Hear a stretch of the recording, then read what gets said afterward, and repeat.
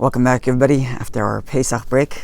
Welcome back to our daily Gemara class. We're very excited to get back into it. We hope that you all had a healthy, safe, happy, and meaningful and kosher Pesach. And no doubt, with all the effort that Jewish people have put in to making this Pesach as meaningful and as kosher and as special as possible, no doubt Hashem is very proud of all of that.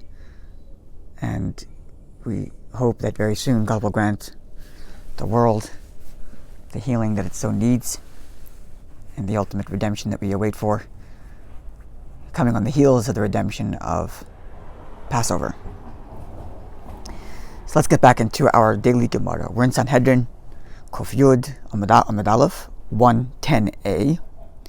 We were discussing Korach's mistake, is this feud with Moshe Rabbeinu, with Moses. And we discussed how he sought to tear down the spiritual hierarchy that God had set in place, where Moshe is the leader. There are priests, and there are Levites, and then there are Jews. We talked about the connection to the hair going on, and I thank some of the commenters who have pointed out interesting things about hair related to the subject, and I hope everybody had time to think about it. And from the comments, it seems like it did, and I greatly appreciate it, so keep those coming. I do read them. So when they're meaningful comments, I read them. And then we got into speaking about the importance of staying away from dispute and not holding a grudge. And we learned that from Moshe Rabbeinu, who himself took precautions to avoid dispute, and then he himself went to Dasan and Aviram to try to settle the dispute, as it were, even though, of course, Moshe Rabbeinu was in his stature. It was more becoming that they should come to Moshe, but nonetheless, Moshe himself went out to try to settle the issue. And there we learn the importance of staying away from dispute. And the last comment we had was that one who does hold on to dispute is in violation of the prohibition not to be like Korach. The Torah states, don't be like Korach and his ilk and his people. And then the next comment we had was, the last comment we read, is Rabbi who told us that one who holds on to a dispute is worthy of tzaras, of the spiritual leprosy, which is actually a discussion of this week's Torah portion. Tezidiyah b'tzorah. Okay, so apropos to this idea of not holding on to disputes and the importance of avoiding disputes, the Talmud tells us a number of statements now with regard to disputes and staying away from disputes, especially when it comes to divinely ordained authority. So let's see. We are towards the end of the narrow set of lines in the middle of Kof Yud Amud Aleph 110a. The line begins the word loi, and then the last four words is Amar Rabbi Yossi Kol. So Amar Rabbi Yossi states, Kol Achelek al Malchus Beis David. Anyone who rebels, literally argues, but rebels with the kingdom from the house of David, he's essentially trying to overthrow the divinely ordained, divinely positioned lineage of the house of David.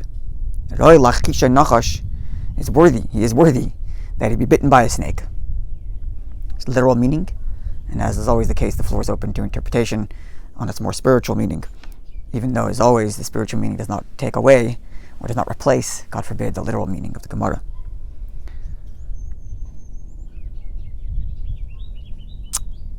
So what's the proof text for this idea that one who disputes the kingship of the house of David is worthy of being bitten by a snake? It's as follows. Ksiv Hachat states here, this is in the book of Kings 1, chapter 1, verse 9. And this is speaking about the end of King David's life. King David is sick, and there's the whole dispute as to who's going to be the successor. And the oldest surviving son, King David had other sons who had died earlier, Amnon and Avshalom. And the oldest of the surviving sons is Adoniyahu.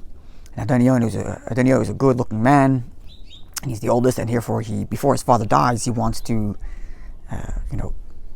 position himself in such a way that he's going to succeed, and he actually succeeds in getting Yoav, King David's warrior or general, to side with him for whatever reason that Yoav had, and others who sided with Adoniyahu while others did not. And eventually Bathsheba pleads her case to King David, Bathsheba being the mother of King Solomon, who's not the mother of Adoniyahu. Adoniyahu's mother is somebody else.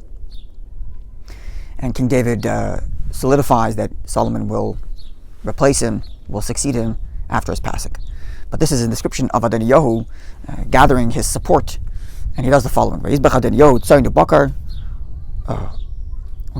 im even hazachelas. Adoniyahu offers offerings to God, and kind of a ceremonial event in which he invites his support to try to support his claim to the throne.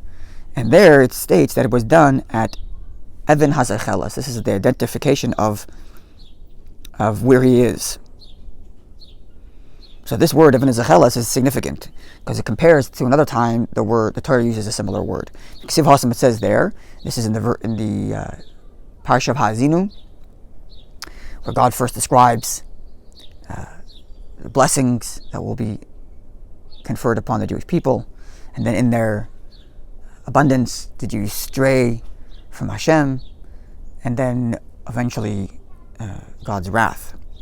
Now, describing God's wrath, it says Im Chamas Zoichle Offer, that they will get the Chamas, like the punishment, like the negativity of those who crawl, those who crawl on the earth, referring to being bitten by a snake. There it says in Tzayin Shin, they're going to get sheep and other type of negative experiences. And one of the negative experiences is snakes.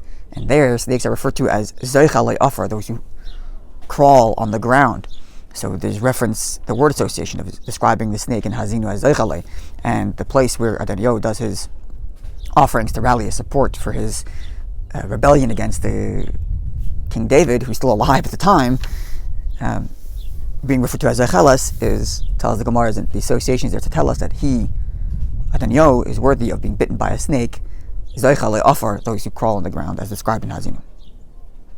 Okay, so this is the first comment with respect to staying away from dispute, and it is the idea of staying away from dispute with, or not rebelling against, the kingdom of David. Amar Rav Chisda says, Kol hachelek al Rabbi, anyone who disputes his teacher, Kol hachelek al Hashchina, is like he disputes the presence of Hashem. Now, of course, or Rashi makes the comment, and the note there from Aseres Hashas tells us that this actually comes from the Gemara elsewhere, in Brachas. Rashi explains that it doesn't mean that one's not allowed to dispute with their teacher. One is allowed to have a difference of opinion with their teacher. There's nothing wrong with that. The dispute here is a reference to disputing his position. One who starts a rebellion. So it's not a rebellion against the kingdom of the house of David, but a rebellion against the position that his teacher holds, or his rabbi holds. And that is disputing against the presence of Hashem. This is actually in halacha, meaning there's one is allowed to disagree with their teacher, but there's a certain way and a certain respect in which that's done. A person has to appreciate the office, the chair, the seat of their rabbi or their teacher, number one. Number two, be appreciative of everything that this teacher has taught this person. And if there is a time, and I'm sure it happens often, where a student will want to disagree with the position that the teacher holds, or the rabbi holds, there's a way of doing it. There's a respectful way of doing it. You can have a private meeting and say, Rabbi, can you perhaps enlighten me as to why your position is such and such, when perhaps there is a countering view such and such. And then, any reasonable teacher, rabbi, will have an open conversation about that. And, I'm sure it happens where an honest rabbi approached respectfully by a teacher, by a student, or a congregant, might even change the position. But just to go out in open rebellion and try to remove the rabbi from his position in a disrespectful kind of way, that, the Gemara says here, is like disputing the presence of Hashem himself. Shneimar, as the verse reads, B'atzoisam al Hashem. Now, this is reference to this verse. The Gemara just quoted. It comes from the book of Numbers. Numbers 26:9, where there's a census, and in the census it gets to Dasan and Aviram, and there it says that when describing Dasan and Aviram, it says Asher hitzu al Moshe val Aaron. These are Dasan and Aviram who had a quarrel with Moshe and Aaron. Badas Kairach, with the group of Kairach, B'atzoisam al Hashem, when they disputed God. Again, the verse equating the dispute against Moshe, the teacher, to the dispute against God. Now it's interesting that there's, this is the Gemara itself, but I'm just making the following comment. It's just quite interesting. The Gemara is telling us that from the verse, in comparing Kairach's dispute with Moshe as akin to a dispute with God, that's what the Gemara is doing here, we learn another comparison, in that disputing the position of one's teacher is akin to disputing with Hashem, which means the Gemara is kind of putting on almost an equal footing the authority of Moshe Rabbeinu and the authority of a teacher, which is quite amazing.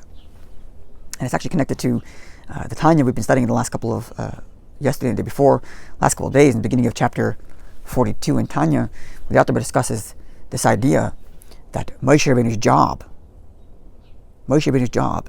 is to feed the people their faith in God, to give them das, what the author refers to as das. Das being not just knowledge as an information, but much more importantly, an intimacy in connection with God Himself. Das, coming from the term, Adam Yodas Chava, Adam knew Eve in an intimate way, not just informationally, but to really feel a connection to Hashem. That's Moshe Rabbeinu's job. And then the author goes on to say that the soul of Moshe Rabbeinu has the sparks of the soul of Moshe Rabbeinu that go into every Jew, and specifically go into the souls and the bodies of the teachers of Israel, and that they also function in a similar way. A true teacher, a true tzaddik, true righteous person, also function as an extension of Moshe Rabbeinu himself in this current space and time, to help the people know God in the literal sense, teaching the information of Torah, but also in the other sense, giving people an intimate connection and feeling for Hashem Himself. So Moshe Rabbeinu's job is similar to the teacher's job. They're the same, and therefore when the verse compares Moshe Rabbeinu, the dispute against Moshe Rabbeinu, to the dispute against God, the same thing is true of a dispute against a true teacher who's fulfilling this task of giving their students information about Hashem, about God, as well as a feeling and connection, intimate knowledge of God.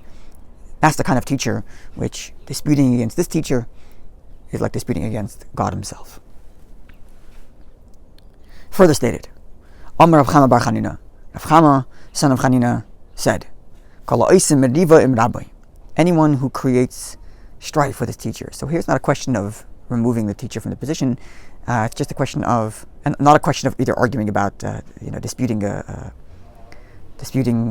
the rabbi's opinion, as we explained before, in a respectful way, but just constantly picking a fight. That's the expression in English, picking a fight. Constantly, using words to tease and antagonize and kind of prodding the teacher to push him into a position where there's an argument between you, creating quarrel, creating strife just for the sake of it. So someone doing that is ka'oseh mashchina.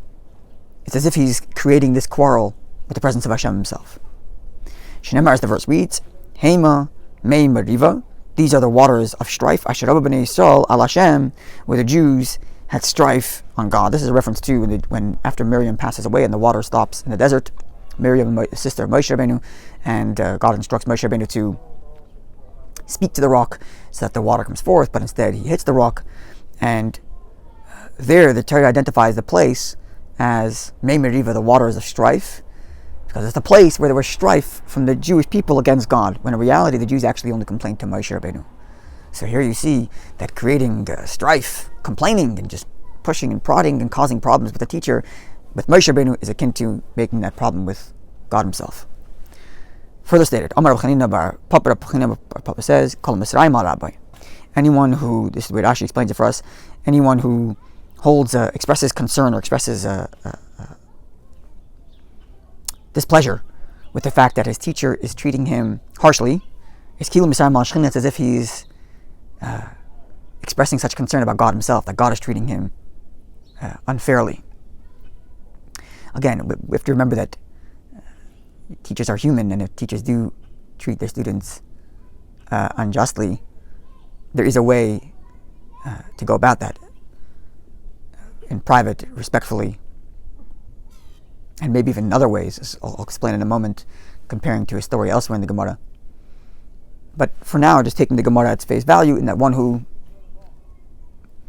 expresses concern and complaint that their teacher is mistreating them, it's as if he's expressing that concern and complaint toward God himself. As the verse reads, this verse comes from the story with the manna. After the manna falls from heaven and the Jews complain that they want meat. And then eventually God does give them meat, the slough.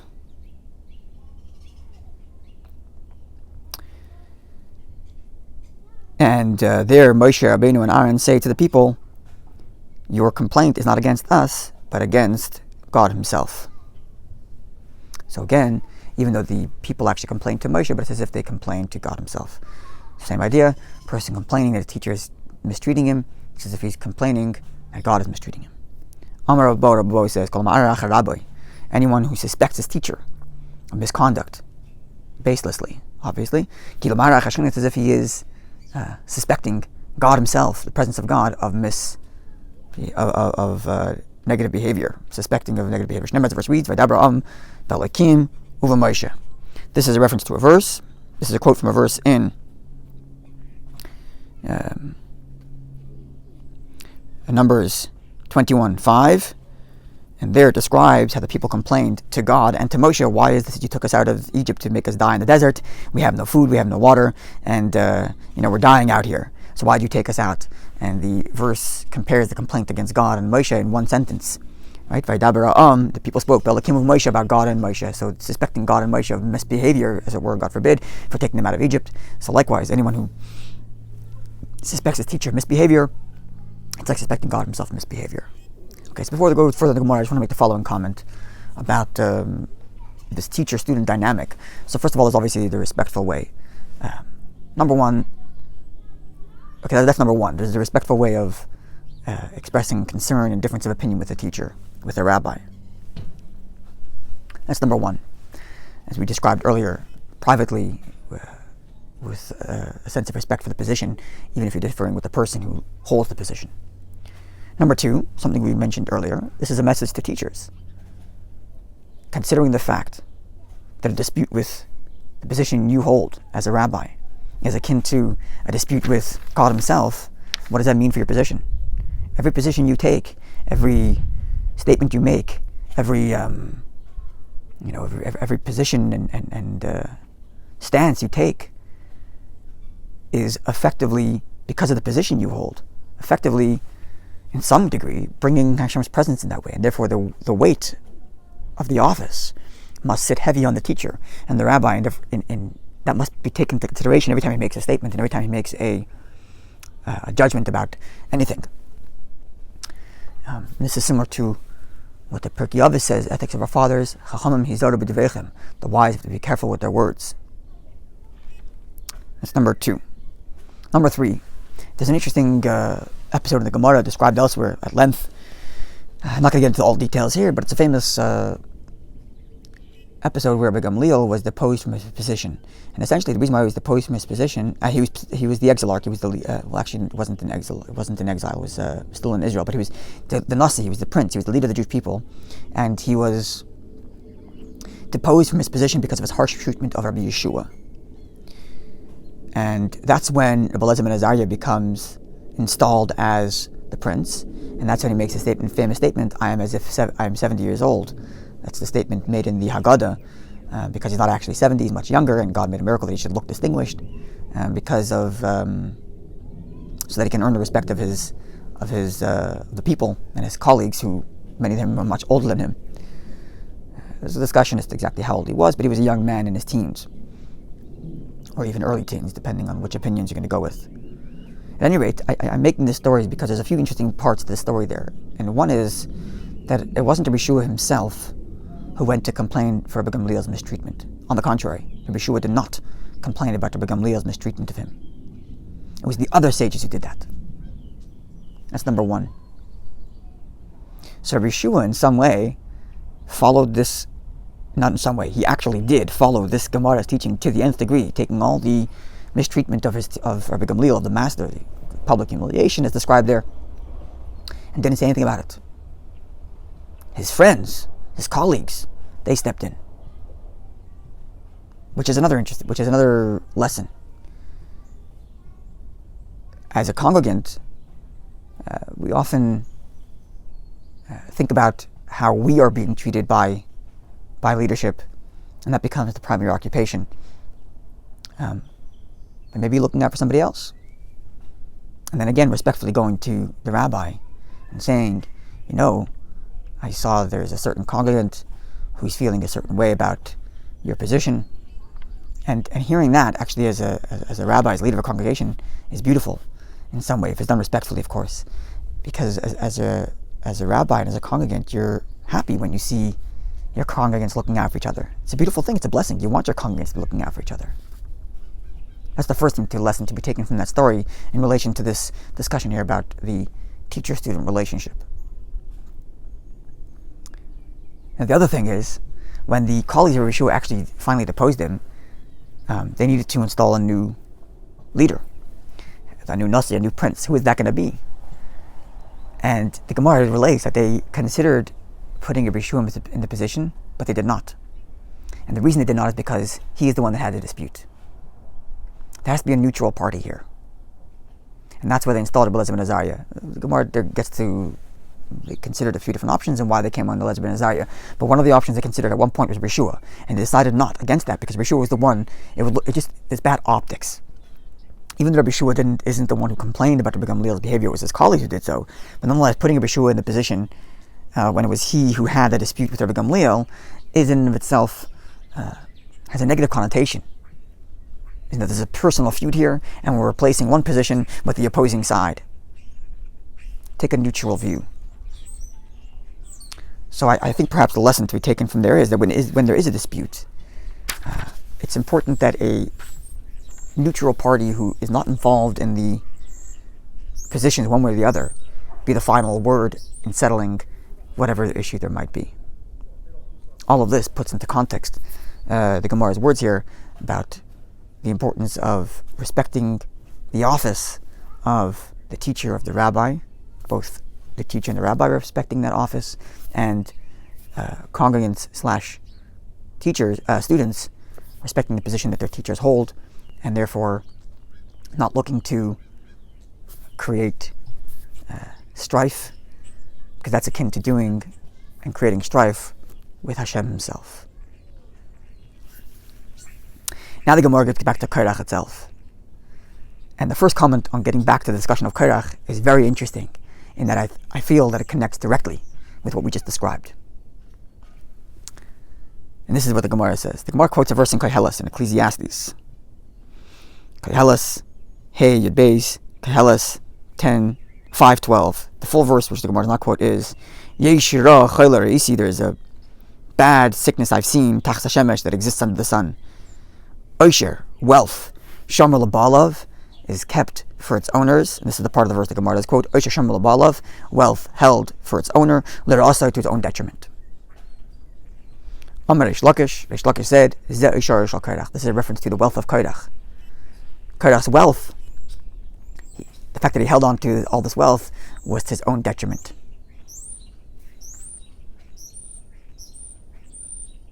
Now, how do we know that Korach was wealthy? So it says the Gemara like this.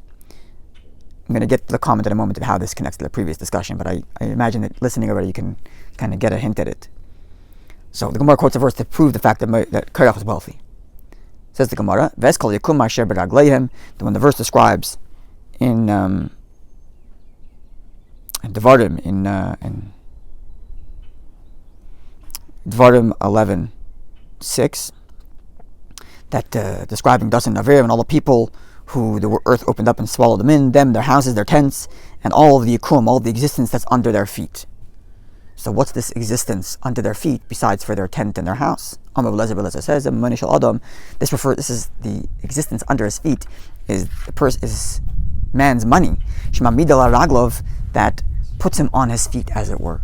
And tomorrow, God willing, we'll get to the specific details of his wealth, and then the details of Korach's demise. But just an interesting transition. The Gemara is talking about strife and the negative connotations of creating quarrel with a teacher, and then the Gemara goes right there from Korach to his wealth, and his wealth is to his detriment. And it would be fairly obvious in that if a person's wealth stands him on his feet and makes him haughty, we began with quoting the verse in Hazinu, and I gave you the preface how in Hazinu it describes how God's going to bless the Jewish people, and then in their blessing, in their abundance, they abandon the ways of Hashem. And that's what happens. Let me put it this way: as a person's wealth increases, and may God grant every Jew that they have tons of wealth, let everybody have it. But as that wealth increases, one has to increase in his humility, and not, God forbid, the opposite. There's a famous letter that the Alter Rebbe, the founder of Chabad, wrote to his congregation after he was freed from jail. The history is not so important, but it's a long story, and there's a day in the calendar when Chabad celebrates the 19th of Kislev, and in very brief, there was a heavy accusation made against the Alter Rebbe by, unfortunately, other fellow Jews, and the Alter Rebbe was put in czarist imprisonment.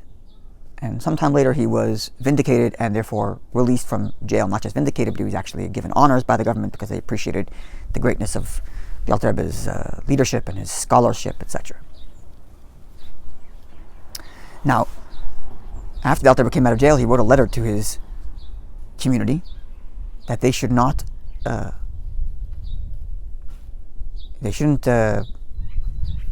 return the favor, as it were. They shouldn't return negative behavior on those who put the Alter Rebbe in prison. Meaning, in the zeal and the excitement of their teacher, of the Alter Rebbe, being released from jail, the Alter Rebbe was worried that some of the younger, more enthusiastic Hasidim followers might use this opportunity of the Alter Rebbe's upper hand to take it out, God forbid, against those who initially put the Alter Rebbe in jail and put him through that whole ordeal. And the Alter Rebbe warns them against doing that. And he quotes the verse that Yaakov Avinu says, "Katonti mikol hachasadim," I was humbled from all the kindness. And the verse there specifically states, "Katonti mikol hachasadim," I was humbled from all the kindness, not humbled in spite of the kindness that God gave me, but humbled because of the God's kindness. And the Alter Rebbe explains that with the increased kindness that God shows, one has to increase in his humility. And that's the litmus test to know if a person's in a proper relationship with Hashem or not. When he's granted God's kindness, when things aren't going so well, the famous expression, there are no atheists in a foxhole, right? When someone's in the foxhole where a person hides out during war, everybody's calling out to God because they're under stress, that they're reaching out to God. But when things are kind and when things are good and when things are going well, when there's wealth, do I still retain that humility to reach out to Hashem and acknowledge that these are a gift from Hashem? And therefore, if it's a gift from Hashem, the more that gift increases, the greater my humility. And therefore, I'm humbled from the kindness, from the very kindness that God gives. That kindness itself invokes within me a sense of humility. And there's the mistake of Korach. His wealth is Yakum, it stood him on his feet and made him haughty. And therefore he fought Moshe Rabbeinu. Look at me, I'm wealthy, I can fight Moshe Rabbeinu, no problem. And that, connecting to the previous statements, that's the kind of fight which is against the presence of Hashem himself. Because what makes him fight here is his position of wealth and the blessings he has. Instead of the position of wealth, and instead of the blessings he has, as a sense of humility, look, this is a gift from God. He denies that. It's a fight against God, as it were. He's denying that the appreciation that this is a gift from Hashem, and uses the wealth, on the contrary, to fight those who defend the position of Hashem, and those who are the Moshe Rabbeinu, the leaders of the Jewish people, whose job it is to bring the knowledge of God to the people around them. So I hope you have a wonderful day. And if you're in Montreal, please enjoy the sun. And if you're elsewhere, enjoy whatever blessings God gives you. And count those blessings, think those blessings, and increase in her humility, in that we are lucky and blessed that Hashem granted us life and everything else that we have in our lives. Have a wonderful day, and look forward to continue.